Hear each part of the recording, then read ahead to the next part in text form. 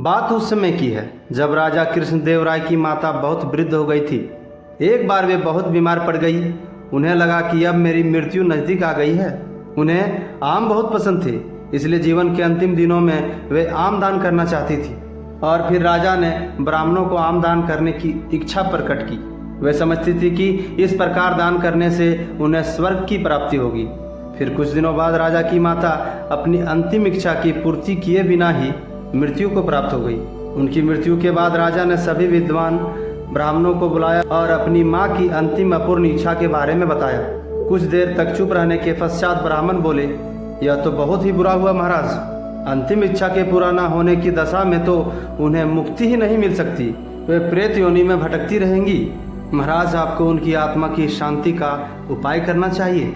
तब महाराज ने उनसे अपनी माता की अंतिम इच्छा की पूर्ति का उपाय पूछा। ब्राह्मण बोला, उनकी आत्मा की शांति के लिए आपको उनकी पुण्यतिथि पर सोने के आमों को दान करना पड़ेगा। अतः राजा ने माँ की पुण्यतिथि पर कुछ ब्राह्मणों को भोजन के लिए बुलाया और प्रत्येक को सोने से बने आम दान में दिए। जब तेनालीराम को यह पता चला तो वह तुरंत समझ गया कि ब्राह्मण लोग राजा की सरलता तथा भोलेपन का लाभ उठा रहे हैं। फिर उसने उन ब्राह्मणों को पाठ पढ़ाने की एक योजना बनाई। अगले दिन तेनालीराम ने ब्राह्मणों को निमंत्रण पत्र भेजा। उसमें लिखा था कि तेनालीराम भी अपनी माता की पुण्यतिथि पर दान करना चाहती है, क्योंकि वे भी अपनी एक अधूरी इच्छा लेकर मरी थी। जब से उसे पता चला है कि उसकी माँ की अंतिम इच्छा पूरी न होने के कारण प्रेत योनि में भटक रही होंगी, वह बहुत ही दुखी है और चाहता है कि जल्दी उसकी माँ की आत्मा को शांति मिले। ब्राह्मणों ने सोचा कि तेनालीराम के घर से भी बहुत अधिक दान मिलेगा, क्योंकि वह शाही विदूषक है। सभी ब्राह्मण निश्चित दिन तेनालीराम के घर पहुंच गए। ब्राह्मणों को स्वादिष्ट भोजन परोसा गया।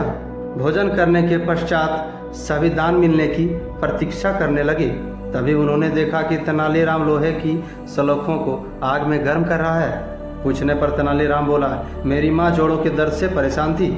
मृत्यु के समय उन्हें बहुत तेज दर्द हो रहा था। इससे पहले कि मैं गर्म सलाखों से उनकी सिकाई करता, वह मर चुकी थी।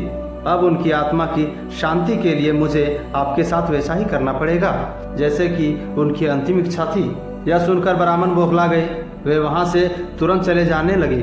वे गुस्से में तेनालीराम से बोला कि हमें गर्म सलाखों से दागने पर तुम्हारी माँ की आत्मा को शांति कैसे मिलेगी? नहीं महाशय, मैं झूठ नहीं बोल रहा हूँ। यदि सोने के आम दान में देने से महाराज की माँ की आत्मा को स्वर्ग में शांति मिल सकती है, तो मैं अपनी माँ की अंतिम इच्छा पूरी क्यों नहीं कर सकता? यह सुनते ही सभी ब्राह्मण समझ गए कि तेनालीराम क्या कहना चाहते हैं। वे बोले, तेनालीराम, हमें क्षमा करें, हम वे सोने के आम तुम्हें दे देते हैं, बस तुम हमें जाने दो। तेनालीराम ने सोने के आम लेकर ब्राह्मणों को जाने दिया, परंतु एक लालची ब्राह्मण ने सारी बात राजा को जाकर बता दी। यह सुनकर राजा क्रोधित हो गए और बोले, तेनालीराम, यदि तुम्हें सोने के आम चाहिए थे तो मुझसे मांग लेते, लेकिन तुम इतने लालची कैसे हो गए कि तुमने ब्राह्मणों से सोने के आम ले लिए?